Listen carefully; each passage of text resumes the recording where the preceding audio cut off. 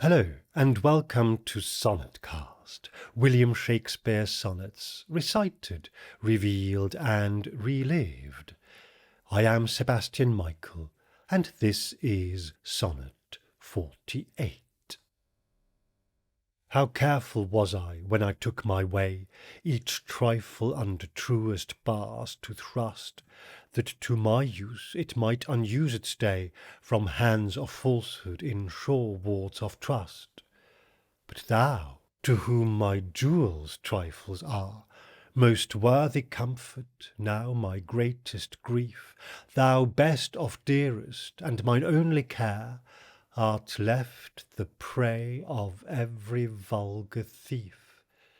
Thee have I not locked up in any chest, save where thou art not, though I feel thou art, within the gentle closure of my breast, from whence at pleasure thou mayst come and part. And even thence thou wilt be stol'n, I fear, for truth proves thievish for a prize so dear. Sonnet 48 ends the emotional hiatus brought into the sequence by the previous 5 sonnets, and plunges our poet back into a deep anxiety about how much he can trust that his lover will still be there when he returns from his trip. While we can't be certain whether the sonnet sits in exactly the right place in the sequence, it fits with our perception that Shakespeare is still on extended leave from London, and here expresses his worry, entirely justified in light of what happened before, that his young man may be taken away from him while he is away. What then does Sonnet 48 actually mean? How careful was I, when I took my way, each trifle under truest bars to thrust. How careful I was, when I went away on my journey, to make sure that every trifling little belonging of mine was safely under lock and key. Thrust has a meaning of to cram or to shove, which would appear to underline the notion that Shakespeare here is talking about things of insubstantial value. That to my use it might unused stay from hands of falsehood in sure wards of trust, so that when I come back home all of these belongings will still be there, securely taken care of, and therefore unused by anyone who might steal them. Hands of falsehood are, in effect, unauthorized, untrustworthy hands, the most immediate association for which is those of thieves, and the sonnet ends on a couplet which spells this out, as indeed does line 8 before then. And unused stay for us today most obviously means that these objects remain untouched, but stay in Shakespeare has a much stronger sense also of stay in place. The poet is principally making sure his stuff is still there when he gets back. But thou, to whom my jewels trifles are, but you, in comparison to whom my most valuable jewels are mere trifles, most worthy comfort, now my greatest grief, you who are my most valuable and esteemed source of comfort, but now, through this absence, turned into my greatest source of anxiety and worry, thou best of dearest and mine only care, you who are the best of my dearest, meaning the person I love most and the only one I care about, art left the prey of every vulgar thief. You are left behind as the prey of every common thief. We have come across vulgar once or twice before, for example in Sonnet 38, where Shakespeare describes the young man's qualities as providing an argument too excellent for every vulgar paper to rehearse, and here, as there, the term mostly means ordinary or common, rather than, as we today would understand it, coarse and crude. Thee have I not locked up in any chest, save where thou art not, though I feel thou art. You, this most valuable, most precious thing that I have, I have not locked up in any chest, except where I feel you are, even though you are not. Whether thou art not here means you are not locked up there, or you are not there, makes a subtle difference and is not explained, and, as so often, the double meaning is most likely intended, because Shakespeare can categorically say, as he does, that the young man is not locked up in his chest, because, as the next two lines make clear, he may enter or leave this heart at will, but, resulting directly from this freedom the young man has, Shakespeare is unable to say whether at any given moment the young man, as far as he, the young man, is concerned, actually finds himself there, or whether he has already been taken away by someone else. Within the gentle closure of my breast, from whence at pleasure thou mayst come and part. Namely, within the gentle enclosure of my breast, meaning in my heart, from which you may come and go just as you please. There is an obvious but still immensely gratifying pun on chest, of course, which can be a sturdy box or indeed a safe, but also the human body's chest, where the heart is found, whereby the idea that the lover resides in the poet's heart is a well-established trope. And even thence thou wilt be stol'n, I fear, for truth proves thievish for a prize so dear. And even from there, from my heart, I fear you will be stolen, because even truthful and honest people turn into thieves for a prize as valuable as you are, meaning that there are just too many potential takers out there for this not to be the case.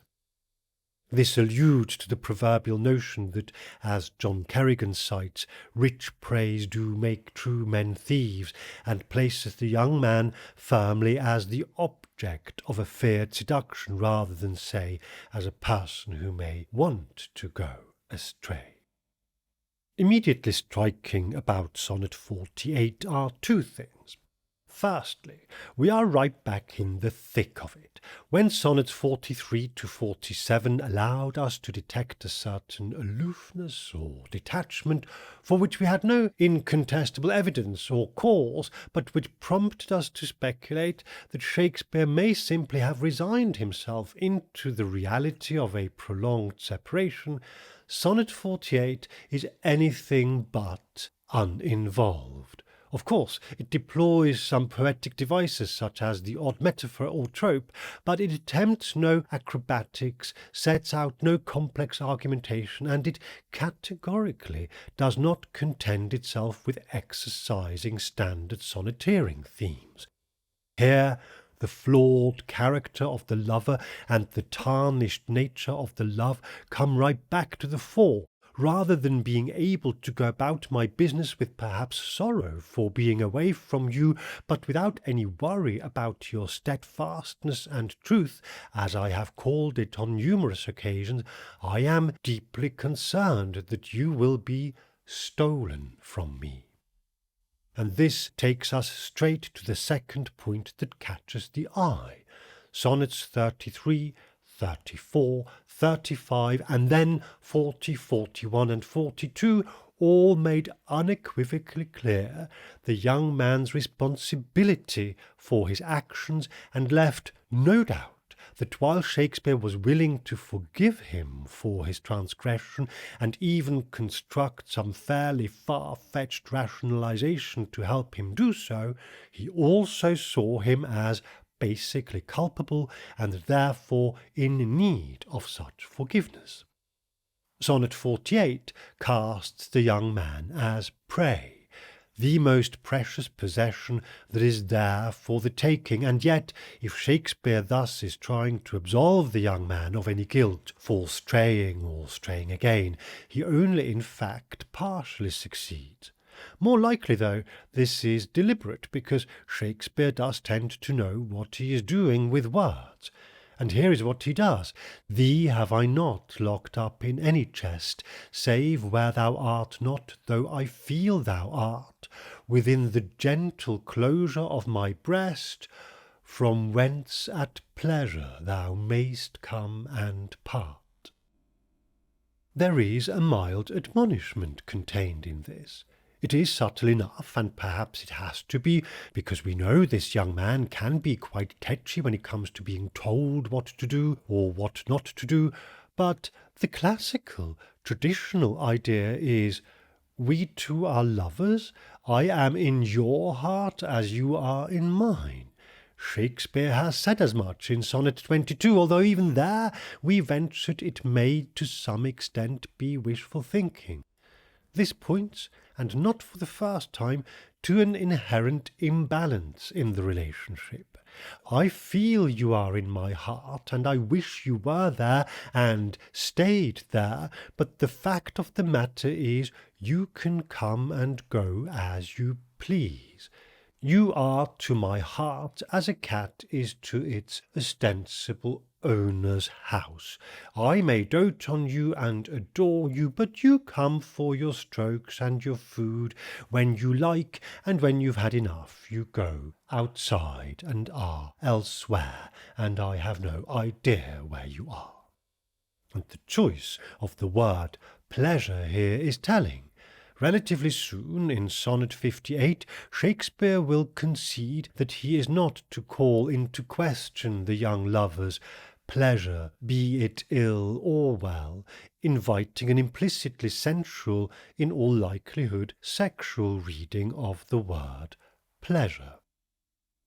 What Shakespeare with Sonnet 48 also does, though, and this is equally noteworthy, is cast the young man as his. This may sound obvious, but it is worth bringing to mind now and then, especially against the age-old question, what is the exact nature of their relationship? All of these sonnets that concern themselves with the young man's infidelity speak of a relationship which Shakespeare understands as an exclusive one. If that weren't the case, there could be no surprise, rage, despair, or indeed forgiveness, because there would be no trespass. And this sonnet again characterizes the relationship as one which, as far as William Shakespeare is concerned, is or ought to be effectively monogamous.